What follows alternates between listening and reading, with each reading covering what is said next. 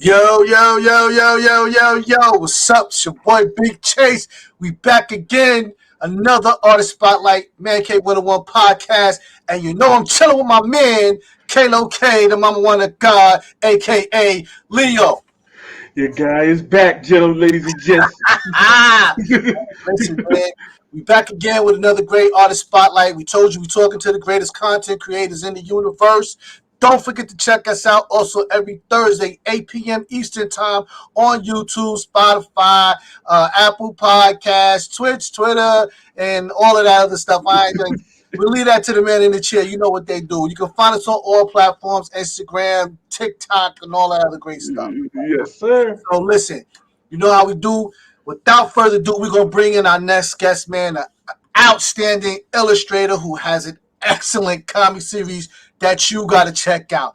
My man, Rolo Ledesma.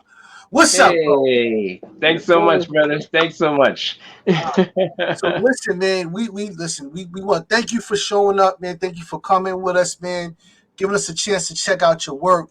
Thank you. What I've seen is great, bro. I want to give a quick shout out though to Ralph Burrow, because he's the one that said you got to get on this show. So I was like, I'm here. Listen, Ralph is family, man. That's our guy, man. So he said, hey, you got to put my guy in. No problem. No problem. That's awesome. That's no problem. All right. So tell us, how did you get started with this thing?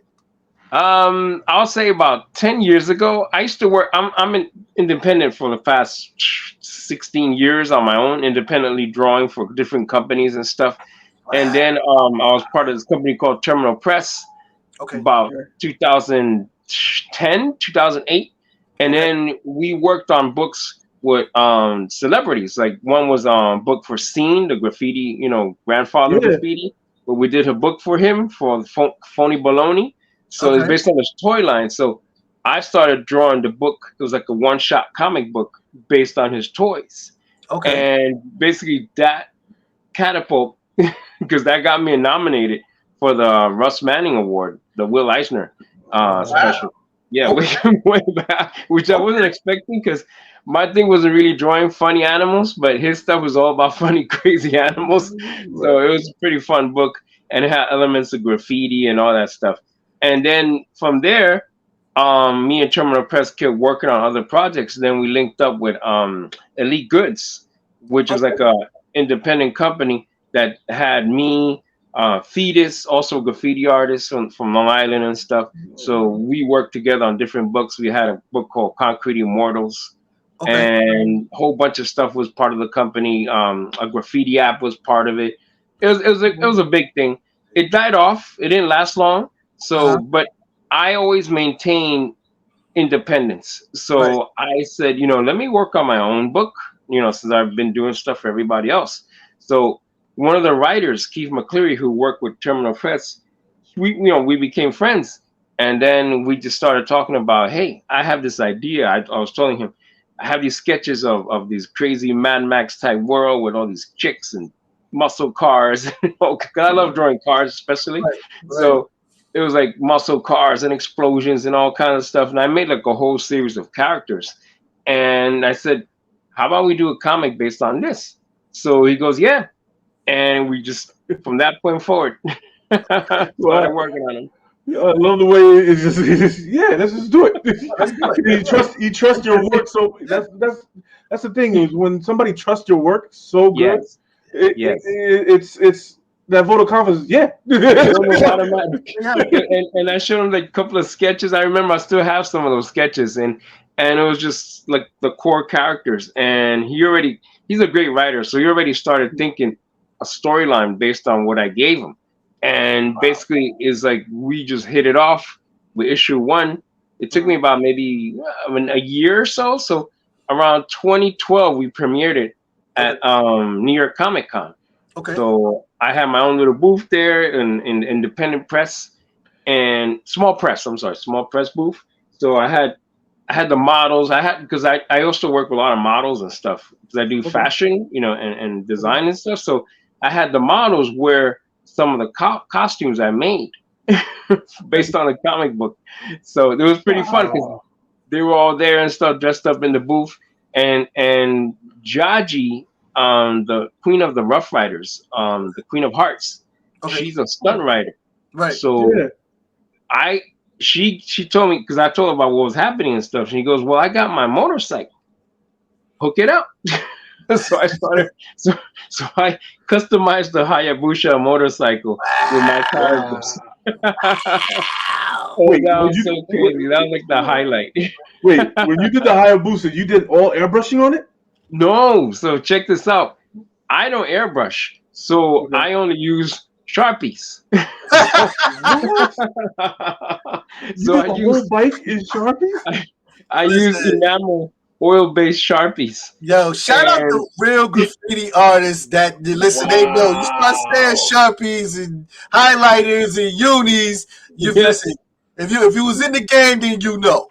That's the thing, and that's one of my roots anyway. So man, my influence is graffiti anyway. So growing up in New York is part of what it is. Yeah. So I customized the whole bike, and I called it the Silver Bullet because it's silver. Okay. And then I put all my characters and stuff. I got actually photos. I gotta send you photos of that. Yeah, you got. Yeah, please. And I need to see this. She's amazing because she literally rolled up outside Jacob Javits with a couple of her friends and stuff from the Rough Riders and other bike gangs that she knows and stuff, and they were all there. And the bike was there, and everybody was crowding around and stuff. It was pretty awesome. So it was like a real like big way to start the Comic Con for me with the comic book. Right. So it was pretty fun. Dope, bro. If you have a got a lot of history right now. I gotta go this all in. Like, wait, because listen, I started with the graffiti thing way back then. I got hooked because obviously I'm into art and all of that. And I think, like you said, most kids in New York City, you get hooked up with it because it's everywhere. But once, I think when the first piece I ever saw was Dondi, and after I saw Dondi, I was hooked. Like, you can actually put this on a train? Like, you serious? Like, that was the king right there. That was the king right there. King back there. Oh my god! And it's funny because I knew about Scene way earlier on and stuff. And it's funny because one of the guys the owner of Terminal Press at that time, he goes, "Yeah, well, we met Scene at San Diego Comic Con like the year before we worked with him, and we're showing him what you do, and we're talking about getting his toys into the comic book, one shot deal." So they said you should talk to him. So from that point forward, me and we went up to Scene Studio up in the Bronx on White Plains Road at the tattoo parlor he had and stuff. Okay. So we started. Wait, is that the one? Hold on. You know which one? I think I know which one you're talking about. Okay, I'm sorry. I just had a flashback. My fault. I don't want my cousin got a tattoo there. There you go. There you go. So it's funny, like. I went up up there and stuff. So that's where I met Fetus because he was working with him at the time and stuff. And then a whole bunch of artists were there, and he's an amazing artist and an amazing man too. Like me and him hit it off automatic, and we just started sketching out the ideas. He showed me the toys and stuff. The toys were like little. I don't know if you ever seen the Phony Baloney line that he had. It was like little this big, pig cops. Like they were pigs. But they were cops. And then the arch enemies were rats. So it was pig versus rats. So that was a whole toy line. That sounds like a Bronx thing. Sounds like a New York thing. Sounds like a New York thing.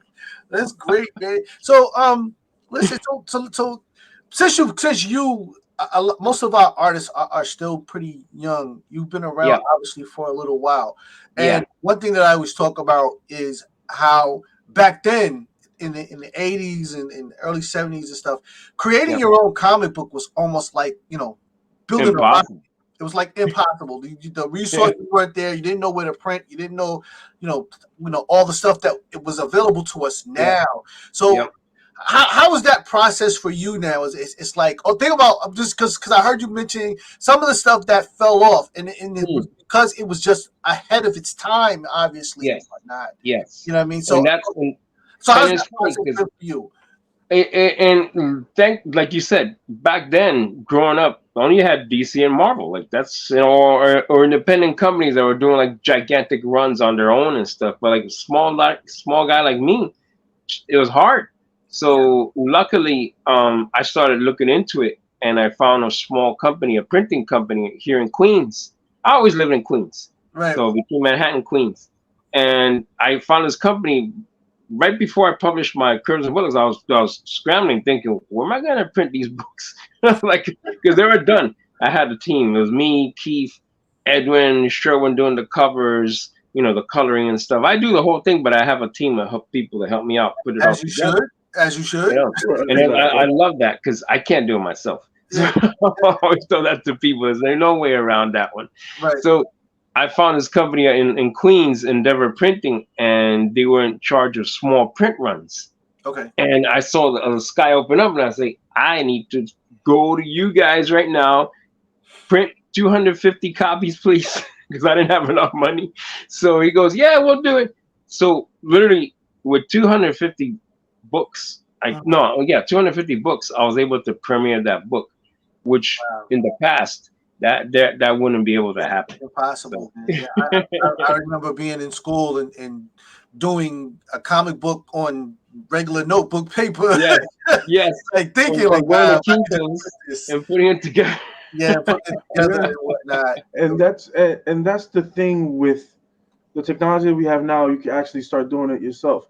Do you find it easier now for yourself? And say if you want to go independent like you are and be successful at it and do it the way you want to do it. Do you find it more easier for it to be now? It really is. It really is. Now if you have a solid story, you have a good team, and you format it into a nice comic book size and everything. Right. There's so many companies now that do that, and it's amazing because back then it was rare. So now you have like 4 or 5 that I know off the top of my head. That's all they do, and basically it's so much easier now. And you just gotta be committed, have a good team, and stay focused on what you want to put out. Because sometimes you might have just a straight up 2, 3 things that you want to put on paper, but you gotta have a nice, You can start with a little story. It doesn't have to be a whole 25 page. You could do like 12 pages and stuff. So, but it's easier now. So, go ahead. all right. So, Curves and Butter. Yes. Curves and Bullets. Excuse me. Yes. So, what's the background story like? What's going on in there? And I'm going to just run some of this artwork while you're talking, so people can get a little vibe and whatnot. Yes. So there you go. Background. That's Black Feather Louise. That's the cover. That's the core group right there.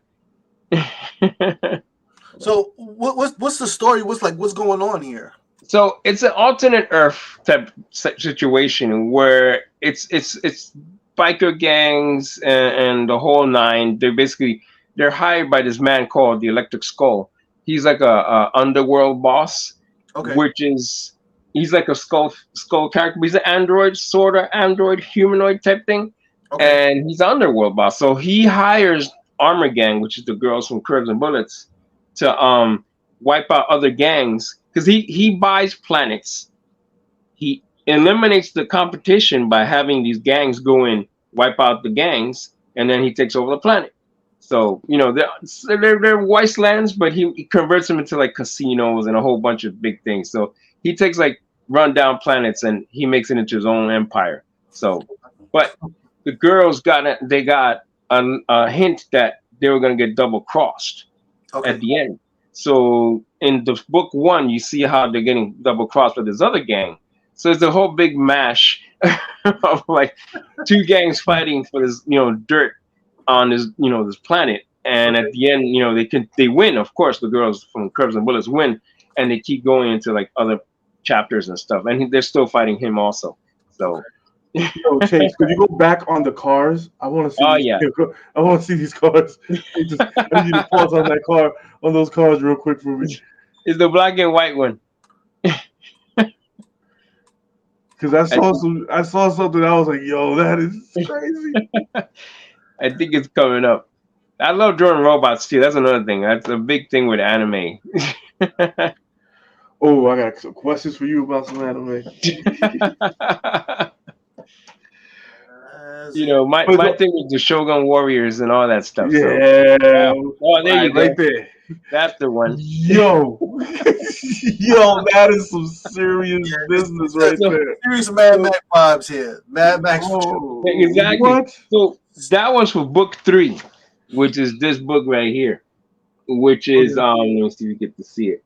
And book 3 is about the Race to Ruin, which is they feature all those cars in this like death race. Okay. And like in the book, you get to see how they all in action, and it's like chaos all around us. Because the Electric Skull, the bad guy, he makes a race, and brings in people from all around the galaxies just to be part of this race. And the winner gets to get off scot-free and never be pursued by him, which is of course another trick. So he has all these bikes and all these cars chasing the girls in their own vehicles, and it's a big Mad Max type, situation. Okay. So this is like, what's the movie with Jason Statham? Oh, like Death Race. Like Death Race, yeah. So it's like Death Race. Okay. Yes. Instead of in the jail, it's more like outside in the whole the whole universe. Yeah. That's cool, though. I love that, man.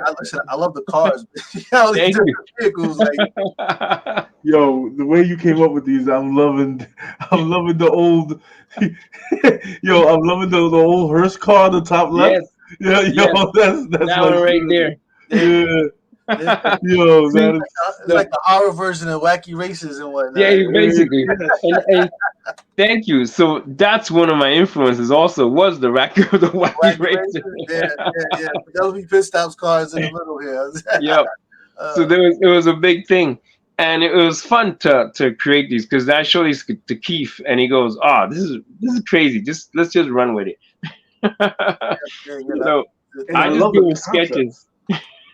The concept is dope. I like the concept. Thank you. All right, so now let's get back to this cover. You were showing us a cover a minute ago. Yes. Can we get another look at that? Yeah. Let me put it. Okay. Oh wow. So this is book 3 of the Curves and Bullets series. Okay. And you get to see some of the interiors and stuff. So it's really detailed. Sometimes hard to see, but here's a splash page. Okay. So you get to see all the cars coming because it's set in LA. Right. The first part was set in Vegas. Now it's set in LA. So and they fight all these crazy characters along the way and stuff. Aliens, the Penny Dreadfuls, which is like the Dia de los Muertos. Actually, the shirt I'm wearing. That one of the characters is them. Wow. That's dope, bro. Thank you. So where can people pick this up at? Well, it was on Comixology, but you heard what happened with that. We haven't heard what happened with that. What happened with that? Comixology is so wild. Like people were buying it online. Like I have them when I do Comic Cons. Like when I do several shows, I have actual physical copies.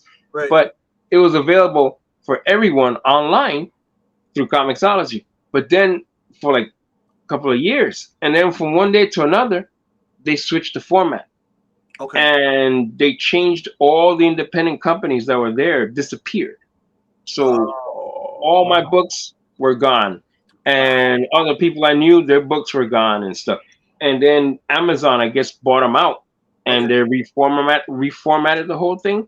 So now you have to submit again through Amazon and see if they actually accept it. Yeah. Doesn't matter if you already had a contract and stuff. So it's a whole big thing. So now I got to resubmit, put them back online, and then put them on Kindle and different things. Like it literally erased the whole. Yeah. So they basically just took the system down, and now. Yeah. Yeah, the big fish. The big fish wanted to take out the little fish because it was getting too big. Yeah. And then it was like, okay, you guys are getting too much light. We'll offer you freaking $250 million. Yeah. And then, okay. and forget about everybody else, which is fucking sucker shit. And not saying nothing, just change up. Exactly. That's sucker shit. Because what they're doing now is they're now curating everything. So now they won't take everybody. You know, before it was like whoever had something, and now it's like somebody has to behind the desk has to approve it and what. Exactly. And you have to say if it works, if it doesn't work, do you have enough people now to read these things? It's a whole big thing. Yeah. So it kind of turned me off a little bit, but I have to do it because I know a lot of people in different parts of the world want to see it like they had before. Right. So, you know, in the meantime, I have physical copies, you know, like book 1, 2, 3, and 4 and stuff. Let me show you. I show them here. This is the second book. Yeah, the third book. I love the artwork, bro. Like, I'm in it for the artwork, man. I love the great artwork, man. Thank you. Great. I try keeping it retro looking, even the style and the print look. Yeah. If you look, I'll get you copies so you get to see the actual. So I always grew up with the 80s and 70s type comics, so I made it look just like that when it comes to the coloring. Right. Dark and deep and bold as colors. Yeah. I personally find it funny that you can generally tell the people that were like inspired through graffiti because they can never shake a certain look in their artwork. and I'm completely guilty of that. Like you have to have that high contrast on the outline so that the colors really pop out and all the characters have to be seen. We don't like stuff that like be faded off in the background. And I love the extreme angles and the stuff I grew up with. Like I always love the masters, how they used to do their angles and stuff. To me, that's important to feature that. You know, even when I had that book from John Mishima with How to Draw the Marvel Way. Okay. I remember I have that. Yes, I have that. I had that book. Oh my god.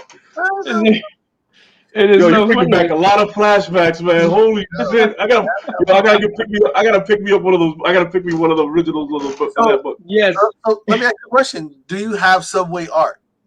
Do you have the book? Yes, I do. Yes, I do. Let me tell you something. I was a fiend when I heard that book was out. I went everywhere looking for that book. That was like a Bible. That one, and then the part 2 was spray can art. Oh, yeah, bro. Like, and that's the wild thing about it. Like, I had those books before I even thought remotely I was gonna be working with these guys, like Scene, you know, Quick, and all these other guys over the years later, many years later. And to see them and work with them, I was like, wow, I used to see your stuff on trains or on books. Yeah, listen. It was actually dope. Yeah. All right, I got a question for you. What are the top 3 artists that influenced you in your work? Get some water. Let's see. Well, John Mishima, that's one. Brian Boland. Oh my God! When I first saw Judge Dredd, and he did, that was it. Judge Dredd was so gritty. Yeah, it was so gritty. Yeah. And the style was so detailed, like everything, and so it was Brian Boland, John Mishima with the angles and stuff, and then a toss up between Jose Luis Garcia Lopez. I loved his stuff because it's so clean, but it's dynamic, and John Byrne. So those mashed them together. Okay. So, Marvel or DC? I started with Marvel. I went a little bit to DC, and I'm back with Marvel. Wait, I want to know what puts you that little bit back into the sea. What artist brought you back? It was George Perez. God, I knew it. Everybody says that, man. Everybody says that. And George Perez, dude, he's the GOAT. Stop it. The GOAT, the greatest of all time. When he did Teen Titans, yes. Oh, damn it, this guy's back. Dude, everybody says George T Titans run, man. Everybody, yo, you know what brought me back is that damn T Titans run. And besides the normals like Todd and all the other guys, but George Perez, when he did that one T Titans run, that T Titans run was freaking serious. And then they said, I remember, I used to go to this place called Action Comics on Manhattan after school and stuff, and then I saw on the big poster, Crisis on Infinite Earths, and I was like, he's doing this whole thing. That's what everybody. I'm telling you, George Perez, he doesn't get the praise that he really deserves because a lot of artists and a lot of comic book heads name him and say, you know what brought me? I was such a Marvel head, and you know what brought me into DC was George Perez, that Teen Titan run and that Infinite Earth. Yep. They all say the same thing. I'm like, to me, I was like, it was amazing to see these books, and then. It's funny. I had the whole collection. I lost it, sadly, in storage. But I remember that pain, brother. I know that pain. The pain. The pain is not even funny. It's like so sad. Like I so many good things. Big Shogun Warrior robots and stuff. All that stuff. Oh man. But I remember they made a graphic novel where they collected all those issues, and it was the one with he did the cover. It was the DC and Marvel crossover book. Okay. So that was another book I love seeing when they did the cross. So besides George Perez, it was Jose Luis Garcia when I saw him do the Batman and the Hulk book. And the big oversized, the big book that he did. Right. The giant size, yeah. Oh my God. I said, who is this guy? So from that point forward, it hooked me in, and I would follow his book whenever he did covers or whatever. I will buy them just for that reason. And then, but a beautiful story. I got to meet him, and we became friends at Comic-Con. So it's amazing because I felt like a fanboy. I was like when I first saw him and stuff, and we're talking, and I had like a birthday get together. And he literally came over. He had wine and cake and the whole thing. I was like, and I'm thinking about this is surreal. Like he's actually here with me. and then he brings me a sketch, like a 8x10. Mm-hmm. He drew me with my glasses, the hat, the whole thing. He goes, "This is for you." So I was honored to actually have a sketch of a portrait done by him of me and stuff. So I was like, dude, that is fucking sad, yo. That is a sick story. Holy shit, dude! I still have to get it. He's on my list of getting something sketched and autographed by. But he is so hard. He's hard to get a hold of. Oh my God, he is so hard to get. That's when he sits down. But the thing is, once if you have the privilege of getting something from him. Yes, it stands out from everything you get. It really does. It really does. And his style, even the portrait, with the hat, the glasses, he's like, he just met me like maybe once or twice before that. And then when he came to the party, like the third time, and he actually had that, and I was like, wow. And and he wrote my name in graffiti style, Rolo. Oh, you got a 101. Holy shit. I actually need to show you this. I'll email it to you so you get to see it. Yeah, definitely. I need to see that, please. That's dope, bro. Yeah. So listen, I was so honored too. I was like, wow. Listen, who wouldn't, bro? Like, listen, this is what this is all about, man. Listen, man, how we gonna once again? You know what I'm saying? Just tell the people where they can find you. The description, in the description will be all of the links so you can reach out to Rolo, check out his work, check out Curves and Bullets and whatnot. Yes. And anything else? Well, I'm going to be at Eternal Con with Ralph in July. Okay. And I'm also going to do at Father's Day, there's a Comic Con. I think it's in Long Island also. I'm going to see what day exactly. I'll send you all the info. Cradle Con. I think it's Cradle Con. Yes, Cradle Con. Oh, yes. So I'm doing that. Okay. And then hopefully, if it all works out, Comic Con in New York again. So that's You might see us twice this year. And whatnot. Hey, listen, man. Rolo Ledesma. Thank you, brothers. Thank you for coming out. Like we tell everybody, man, the door's always open. You can stop by anytime for any reason. Let us know what's any updates, anything that's going on, where to find you, and all of that great stuff. Yes. We love the artwork, man. Keep it up. Keep it going. Thank you so much. In fact, I'm gonna be presenting. I'll present you down the line in July or June with my boy Rios, and he does the food stamps comics. So I'm with it. I'm doing that one. So, I gotta see that. So you're gonna have to see those. You know, there's like it's all about how we grew up. You know, inspired by all that into one big, kung fu hip hop comic book. Yeah, I gotta see that, how that goes. Yes, once that's done, we'll definitely come through for that one. All right, that's what's up. Hey, peace out for me, your boy Big Chase, Mancave, my man, my brother K-Lo K, the mama one of God, and the infamous Rolo Ledesma. We out, bro. Thank you so much. Peace. Peace out.